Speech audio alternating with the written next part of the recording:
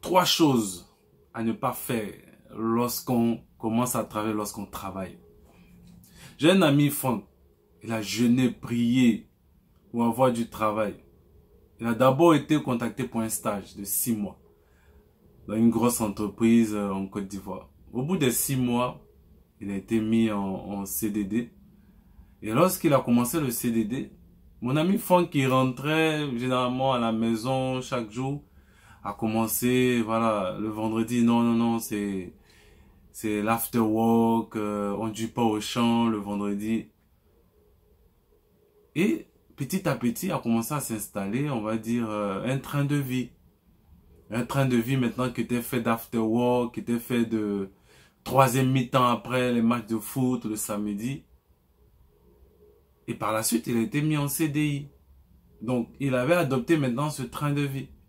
Et c'est là que je lui ai fait comprendre sa première erreur. Sa première erreur, c'est qu'il n'a pas commencé à épargner.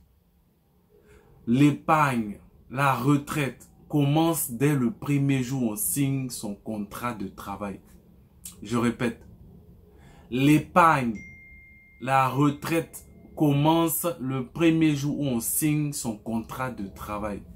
C'est la première erreur que les gens commettent lorsqu'ils commencent à travailler ou lorsqu'ils travaillent. Ils ne se constituent pas une épargne, ils ne commencent pas à préparer leur retraite. Ensuite, Franck, après les after-work, après les troisième mi-temps, a considéré que l'endroit où il était trop petit. Voilà, c'est un homme, pourquoi rester encore chez les parents? Franchement, il n'a pas sa liberté, ce n'est plus un enfant.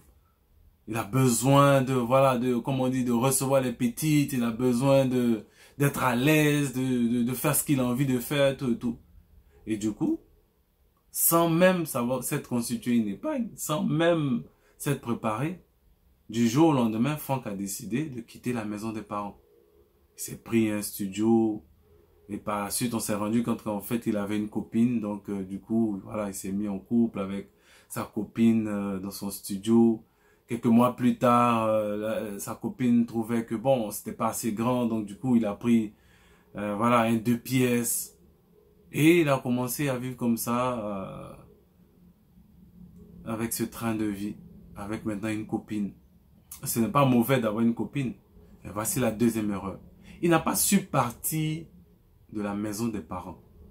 Lorsqu'on commence à travailler, lorsqu'on travaille, avant de partir de la maison, il faut avoir mis en place de côté au moins 6 mois de loyer. Je dis bien au moins 6 mois de loyer.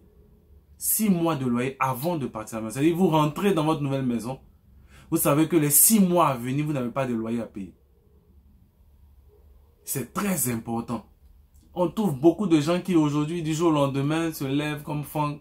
Ah, parce que je travaille. Ah, parce que j'ai trouvé un truc. Bon, moi, je vais être un coin plus grand. Non, je vais aménager ma copine. Et du coup, du jour au lendemain, bon, se lèvent, s'en vont. Cela est la même chose pour des personnes qui sont hébergées. C'est pas forcément le fait de vivre chez ses parents. Il y a des personnes aussi qui sont hébergées, qui vivent chez des amis ou qui vivent en famille, chez certaines personnes, des oncles, des tantes et tout. Et qui avant même d'avoir pu planifier leur départ, planifier le paiement des loyers, ben, du jour au lendemain, parce qu'ils ont signé un contrat de travail, se lèvent et quittent la maison. Et quittent l'endroit où ils étaient hébergés, l'endroit où ils étaient. Deuxième erreur. Ensuite, Franck, c'était, voilà, les sorties à Sini, sur Yamsokro, aller au BBR, aller à l'île Boulay. Quand il vient, voilà, au quartier, c'est voilà, c'est lui qui finance tout. On l'appelait le parrain. Les gens partaient en cachette lui demander de l'argent. On dit oui, il a la main sur le cœur. Voilà, comme on dit, c'est ça l'expression. Il a la main sur le cœur, son cœur gros. Mais petit à petit, j'ai commencé à constater que Franck était de plus en plus nerveux. C'était plus la même capacité financière, tout et tout. Et lorsque je l'ai approché, je me suis rendu compte qu'en fait, il avait commencé aussi à prendre des prêts bancaires, des crédits à la banque pour justement financer ce train de vie. Et il se retrouvait maintenant à rembourser des dettes, des prêts, tout et tout. Et cela se ressentait justement sur sa capacité financière. Et pendant ce temps, les personnes qui lui avaient demandé de l'argent, les gens ne remboursaient pas. Les gens de... Voilà, parce qu'on se disait, oui, c'est notre ami, attends, il n'y a pas ça entre nous. C'est l'amitié. Voici donc la troisième erreur de Franck. Il n'a pas su contrôler ses dépenses. Il n'avait pas de budget. Il dépensait comme l'argent rentrait. Chaque fin de mois, il dépensait de l'argent, prêtait de l'argent aux gens, sans même chercher à savoir où son argent va. Sans même récupérer ce que les gens lui devaient. Donc, je récapitule. 3 erreurs à ne pas commettre lorsque vous travaillez, lorsque vous venez de commencer à travailler. Première erreur, ne pas épargner. Ne pas cultiver l'habitude de l'épargne. Deuxième erreur, ne pas savoir partir de là où vous êtes.